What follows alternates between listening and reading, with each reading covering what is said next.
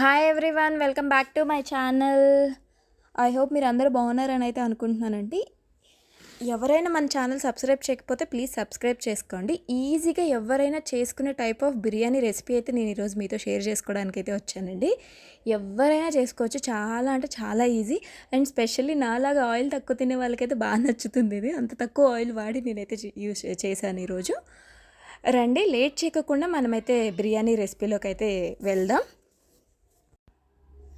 ఫస్ట్గా అయితే చికెన్ని నీట్గా వాష్ చేసేసుకోండి, ఉప్పును లెమన్ వేసి వాష్ చేసేసుకున్న తర్వాత దీంట్లోకి నేను 2 table spoon of chilli powder, ఇంట్లో గ్రైండ్ చేసుకున్న గరం మసాలా, ఇది ధనియాల పౌడర్, అండ్ ఇది కూడా మన ఛానల్లో ఉంది చూడండి గరం మసాలా. ఇది ఒకసారి చెక్ చేయండి, మీకు ఐడియా ఉంటుంది నేను ఏం వేస్తున్నాను అనేది. అండ్ పసుపు, తర్వాత సాల్ట్ తీసుకుంటున్నాను నేను. సాల్ట్ నేను నా టేస్ట్కి తగ్గట్టుగానే వేసుకుంటున్నానండి. మీరు తీసుకున్న క్వాంటిటీకి తగ్గట్టుగా వేయండి. అండ్ మనకి ఎప్పుడైనా ఒక క్వాంటిటీ సెట్ అవ్వాలంటే అన్నీ 1 టేబుల్ స్పూన్ తోటి వేసుకోవడమే కరెక్ట్. నేను ఒక 1 టేబుల్ స్పూన్ ఆఫ్ అల్లం వెల్లుల్లి పేస్ట్, ఒక లెమన్ తీసుకుంటున్నా. తీసుకొని ఈ లెమన్ అంతా పిండేసుకున్న తర్వాత నీట్గా నేను మిక్స్ చేసుకుంటున్నాను. మిక్స్ చేసుకొని మనం చికెన్ అయితే నానపెట్టాలండి. కనీసం ఒక అరగంట అన్న చికెన్ నానాలి, అప్పుడే మంచి టేస్ట్ అయితే వస్తుంది. దీన్నంతా ఇలా మిక్స్ చేసేసుకున్న తర్వాత నేను కర్డ్ వేయకుండా ఎందుకు మిక్స్ చేస్తున్నాను అనుకుంటున్నారా? కర్డ్ అయితే వేస్తానండి. యాక్చువల్లీ మనకి ముక్క చప్పపడకోకుండా ఉంటుంది కర్డ్ లాస్ట్లో వేసుకొని దాన్ని మ్యాగ్నేట్ చేసుకుంటే. అదే రీజన్తో నేను లాస్ట్లో వేద్దామని ఆగాను. ఇప్పుడు వేసి ఇప్పుడు మళ్ళీ కర్డ్ అంతా కనిపించుకోకుండా నీట్గా మిక్స్ చేసుకొని దీన్ని అరగంట పాటు వదిలేయండి. ఈలోపు మనం ఏమేమి చేయాలి అన్నదైతే నేను మీకు ఒకటి తర్వాత ఒకటి చూపిస్తాను. చూడండి, నీట్గా అయిపోయింది. ఇప్పుడు దీన్ని పక్కన ఉంచేసేయండి. నేను ఆనియన్స్ని కట్ చేసుకొని నా దగ్గర హెయిర్ ఫ్రైర్ ఉంది కాబట్టి నేను హెయిర్ ఫ్రైలో పెట్టుకుంటున్నానండి, ఆయిల్లో డీప్ ఫ్రై చేయట్లేదు. ఇలా దీన్ని మంచిగా కలిపేసుకొని ఒక టేబుల్ స్పూన్తో ఎందుకు వేసుకుంటున్నావు, స్ప్రే చేసుకోవచ్చు కదా అనుకోవచ్చు మీరు. స్ప్రే కన్నా నాకు ఎందుకో ఇదే అనిపిస్తుంది, అంటే ఒక మెజర్మెంట్తో యూస్ చేస్తున్న ఫీలింగ్ వస్తుంది. అందుకని చెప్పి ఒక టేబుల్ స్పూన్ ఆయిల్ వేసుకొని నీట్గా కలిపి దాన్ని సిలికాన్ బౌల్లో వేసేసి నేనైతే హెయిర్ ఫ్రైర్లో పెట్టేస్తున్నా. మీరు హెయిర్ ఫ్రైయర్ యూస్ చేసే వాళ్ళైతే సిలికాన్ బౌల్ కానీ ప్లేట్ కానీ యూస్ చేయకుండా డైరెక్ట్గా పెట్టకండి. ఎందుకంటే రెగ్యులర్గా వాష్ చేయకూడదు దాన్ని, ఏదైతే హెయిర్ ఫ్రైయర్ ఉంటుందో అది. నేను కబాబ్ మోడ్లో పెట్టుకుంటున్నానండి. కబాబ్ మోడ్లో పెట్టుకొని నేనైతే కబాబ్ మోడ్లోనే ఎందుకు పెట్టానంటే అది కొంచెం ఫ్రై ప్రాపర్గా అవుతుంది అన్న ఫీల్ నాకు. 15 మినిట్స్కి నాకు మంచి ఇదండి ఇలాంటి వచ్చేసింది. కలుపుకోండి. ఇంకొక మసాలా ప్రిపేర్ చేసుకుంటున్నాను నేను. ఇక్కడ జీడిపప్పు, ఇలాచీ, లవంగ, చెక్క తీసుకుంటున్నా, సెల్మన్ స్టిక్స్, ఇదేమో కస్తూరి మేతి, ఇది ఒక టేబుల్ స్పూన్ తీసుకున్నా, పల్లీలు ఒక టేబుల్ స్పూను. ఇవన్నీ గ్రైండ్ చేసుకోండి. సారీ, మిరియాలు మర్చిపోయాను, మిరియాలు ఉన్నాయి. ఇవి ఒక 10 వరకు వేసుకొని ఇది నీట్గా గ్రైండ్ చేసేసుకోండి. ఇది గ్రైండ్ అయిపోయిన తర్వాత రైస్ నానబెట్టుకోండి. రైస్ నేనైతే కేజీ చికెన్కి ఒక ఎక్కువ తీసుకోవట్లేదు, 2 గ్లాసెస్ అంటే 3/4 కిలో అనుకోండి, అంతే తీసుకుందాం. దీన్ని నానపెట్టేసుకొని వాష్ చేసుకొని కడిగేసి నానపెట్టేయండి. తర్వాత బిర్యానీలోకి వాటర్ ఎలా తీసుకోవాలి అని ఎవరికైనా డౌట్ ఉంటే ఒక గ్లాస్కి 3 గ్లాసెస్ ఆఫ్ వాటర్ తీసుకోవాలి. అంటే ఇప్పుడు నేను ఇక్కడ 6 గ్లాస్ తీసుకున్నాను, 1:3 కాబట్టి.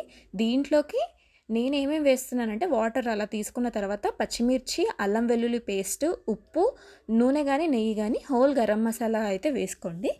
బే లీవ్స్ కూడా వేసుకుంటున్నాను ఇక్కడ, బిర్యానీ ఆకులు. ఇవన్నీ వేసుకొని దీన్ని బాయిల్ అవ్వడానికి వదిలేయండి. ఇది బాయిల్ అయ్యే లోపు మనం ఇక్కడ ఏం చేస్తున్నామంటే ఫ్రైడ్ ఆనియన్స్ కూడా వేసేసుకోండి. కొంచెం ఎసురు మరిగాక ఫ్రైడ్ ఆనియన్స్ వేసుకోండి. ముందు నుంచే వేసుకుంటే ఏంటి అంటే ఫ్రైడ్ ఆనియన్స్ కలర్ వచ్చేస్తుంది. నేను ఇప్పుడు బిర్యానీ డమ్ చేసే బౌల్ పెట్టుకొని దీంట్లో ఆయిల్ వేసుకుంటున్నా. ఆయిల్ మరిగాక దీంట్లోకి సాజీరా వేసుకొని టమాటోని ప్యూరీలా చేశానండి, పేస్ట్లా అయితే చేయలేదు. కొంచెం పలుపునేలాగా అయితే నేను గ్రైండ్ చేసుకొని దీన్ని పచ్చివాసన పోయే వరకు వేపుకొని మనం ఏదైతే గ్రైండ్ చేసిన మసాలా పౌడర్ ఉంది కదా అది దీంట్లోకి వేస్తున్నాను. అది వేసేసుకొని అది కొంచెం తిప్పండి. తర్వాత ఇప్పుడు మనం మ్యాగ్నేట్ చేసిన చికెన్ అంతా దాంట్లో వేసేసి ఫ్రై చేసుకోండి. చికెన్ బాయిల్ అయ్యాకే మనం రైస్ వేస్తామన్నమాట. అందుకని సేమ్ టైంలో కుక్ అయ్యేలా చూసుకోండి చికెన్ అండ్ రైస్ కూడా. దీంట్లోకి ఇది కొంచెం అవుతున్నప్పుడు, బాయిల్ అవుతున్నప్పుడు కొత్తిమీర, ఫ్రైడ్ ఆనియన్స్ వేసుకుంటున్నాం. ఎవరికైనా గీ కానీ బటర్ కానీ వేసుకోవాలి అనుకుంటే ఈ స్టేజ్లో ఉన్నప్పుడు వేసుకోండి.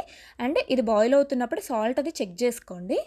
ఇది కొంచెం బాయిల్ అయిపోయాక రైస్ వాటర్ కూడా బాయిల్ అయ్యాక రైస్ వేసేసాక ఒక 50% కుక్ అయింది అన్నప్పుడు రైస్లో సాల్ట్ అండ్ చికెన్లో సాల్ట్ కూడా చెక్ చేసుకోండి. ఎందుకంటే సాల్ట్ ఏదైనా తక్కువ ఉంటే ఈ స్టేజ్లో మనం అడ్జస్ట్ చేసుకోవచ్చు. స్పైస్ అయితే ఇంకా అడ్జస్ట్ చేసుకోవడం అవ్వదు, కానీ అదైతే అడ్జస్ట్ చేసుకోవచ్చు చూసుకొని. ఇప్పుడు మనం గ్రైండ్ చేసిన మసాలా పౌడర్ ఇంకొక స్పూన్ దీంట్లో వేసుకోండి. రైస్ వేసేసుకున్న టైంలో మీరు అది వేసేసుకోండి. రైస్ను చికెన్ కుక్ అయిపోయాయండి. కొంచెం గ్రేవీగా ఉంటే చాలు, మరీ వాటర్గా వండుకోకుండా. గ్రేవీ చిన్నది ఉన్నప్పుడు మనం ఏం చేస్తామంటే రైస్ లేయర్స్లా వేసేసి దీన్ని లేయర్గానే వేయండి. ఒక్క దగ్గర ముద్దలా అంటే వేసేకండి, మెల్లిగా ఇలా లేయర్స్గా వేసుకుంటే పర్ఫెక్ట్గా మనకి బిర్యానీ అన్నది ఫ్లేవర్స్ బాగా పడుతుంది. అలా వేసుకోవాలి. కొంచెం ఫ్రైడ్ ఆనియన్స్ కొత్తిమీర కూడా వేసుకోవాలండి. ఫ్రైడ్ ఆనియన్స్ కొత్తిమీర లేయర్కి వేయాలి. నేను ఒక 3 లేయర్స్లా వేసాను. ఆ 3 లేయర్స్లో కూడా మనం అలా ఇది చేయద్దు. ఇదండి ఇలా బ్రౌన్ ఆనియన్స్ వేసుకోవాలి. ఇవి ఫ్లేవర్స్ని మంచిగా ఇచ్చేది మనకి బ్రౌన్ ఆనియన్స్ అండి. పుదీనా కూడా వేసాను, ఆ క్లిప్ మిస్ అయింది యాక్చువల్లీ. ఓకేనా, ఇలా మెల్లిమెల్లిగా వేసుకోండి, సరిపోతుంది. నేనైతే ఇక్కడ ఫస్ట్ లేయర్కి సెకండ్ లేయర్కి ఒక 10% డిఫరెన్స్లోనే కుక్ చేసుకున్నానండి. ఫస్ట్ లేయర్ అయితే ఒక 80% కుక్ అవ్వగానే తీసి లేయర్ వేసాను. సెకండ్ లేయర్ వేసే వరకు సెట్ అవుతుందని. ఫుల్గా కుక్ అయిపోయాక మనం తీస్తే ఏమవుతుందంటే మెత్తగా అయిపోతుంది రైస్. అందుకోసం అని చెప్పి ఫస్ట్ ఒక 80% కుక్ అయ్యింది, కొంచెం పలుకుగా ఉంది అన్నప్పుడే మనం రైస్ షిఫ్ట్ చేయడం స్టార్ట్ చేసేయాలి. 100% కుక్ అయిపోతే ఏమైపోతుందంటే రైస్ చాలా మెత్తగా అంటుకుంటాయి. అలా కాకోకుండా ఉండాలి అంటే ఇలా చేయండి. ఓకేనా, ఇదిగోండి మొత్తం షిఫ్ట్ చేసేసి నేను ఫ్రైడ్ ఆనియన్స్ అన్నీ వేసేసుకున్న తర్వాత టిష్యూస్ తోటి క్లోజ్ చేస్తున్నానండి. ఆ స్టీమ్ బయటకు వెళ్ళకోకుండా ఉండడానికి టిష్యూస్ వేసేసుకొని లిడ్ క్లోజ్ చేసేసుకొని దీని మీద ఒక వెయిట్ పెట్టుకోండి. ఆఫ్టర్ 10 మినిట్స్ రెడీ అండి. 10 మినిట్స్ అయితే మనం ఉంచాలి.